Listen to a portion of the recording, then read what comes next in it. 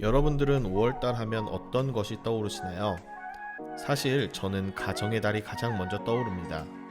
아마 어린이날, 어버이날 등이 있어서 그런 것 같네요. 저는 가족하면 항상 희생이라는 단어가 머릿속에서 떠나지 않는데요. 그 이유는 부모님의 값진 희생이 있었기에 지금의 내가 있지 않을까 생각하기 때문입니다. 하지만 인간에게만 이런 값진 희생, 즉 모성애와 부성애가 있는 것은 아닙니다. 동물에게도 이런 상황들이 많이 발견되는데요. 아기를 구한 고양이나 사람을 구한 강아지 등 아마 여러 매체에서 본 경험이 있을 겁니다.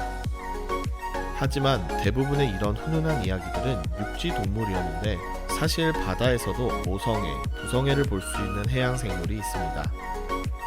한번 본격적으로 알아볼까요?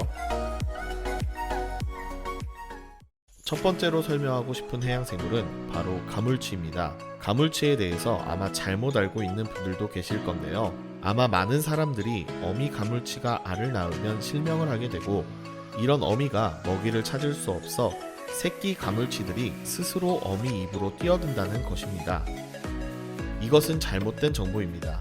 사실 가물치는 효심이 강한 생물이 아니라 자식 사랑이 강한 생물입니다. 가물치는 새끼가 부화하고 약 2주에서 4주 동안 새끼가 스스로 독립할 수 있을 때까지 다른 생물로부터 새끼를 보호합니다. 사실 어떻게 보면 현재 우리가 살고 있는 방식과 매우 비슷하네요. 두 번째 생물은 바로 해마입니다. 해마는 바다에서 살고 있으면서 말과 비슷한 머리를 가지고 있어 붙여진 이름인데요. 이 해마는 부성애가 아주 강한 생물로도 알려져 있습니다. 우선 해마는 조금 특별한 산란 방식을 가지고 있습니다. 바로 수컷이 새끼를 낳는 것인데요. 설명을 덧붙이자면 암컷이 산란관을 통해 알을 수컷의 보육낭 속에 낳습니다. 보육낭이라고 하면 캥거루 주머니 생각하시면 아마 더 쉽게 이해가 되실 거예요.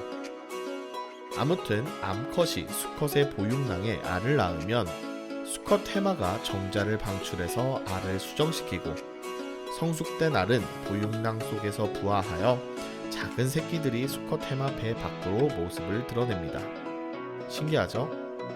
대부분 이런 모습들이 자주 보여서 많은 사람들이 해마는 수컷이 새끼를 낳는다 라고 오해하는 경우가 있는데 이제 여러분들은 사실을 알았으니 더 이상 오해하지는 않겠네요. 다음은 흰동가리입니다. 흰동가리는 디즈니 애니메이션에도 등장했던 아주 인기 있는 물고기입니다. 흰동가리는 대부분 말미잘 등의 집단으로 모여서 무리 생활을 하는데요. 이 중 리더의 역할을 항상 암컷이 주도하는 모계사회로 이루어져 있습니다. 그리고 만일 우두머리가 죽을 경우 다음 서열이 무리를 이어가는데 이때 다음 서열인 수컷이 암컷으로 성을 바꾸고 무리를 이끈다고 합니다. 이러한 이유는 넓은 바다에서 강한 암컷을 찾는 것보다 수컷이 암컷으로 변해서 무리를 지키는 게 더 유리하기 때문입니다. 흰동가리를 보며 제가 느낀 한 가지가 있는데요. 바로 이 물고기를 보면 어머니는 강하다 라는 느낌을 받아서 이번에 소개하게 됐습니다.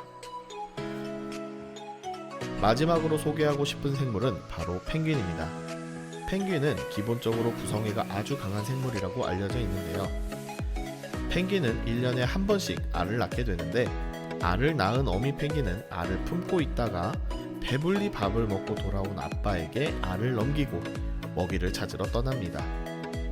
배불리 밥을 먹고 온 아빠 펭귄은 알이 부화할 때까지 한 끼도 먹지 않고 하루 종일 품고 보호하게 되고요.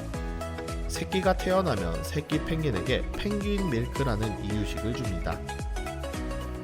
이 펭귄 밀크는 아빠 펭귄이 알을 받기 전 먹고 온 음식을 위벽에 따로 저장해 두고 이것을 토해내 아이에게 주는 것입니다.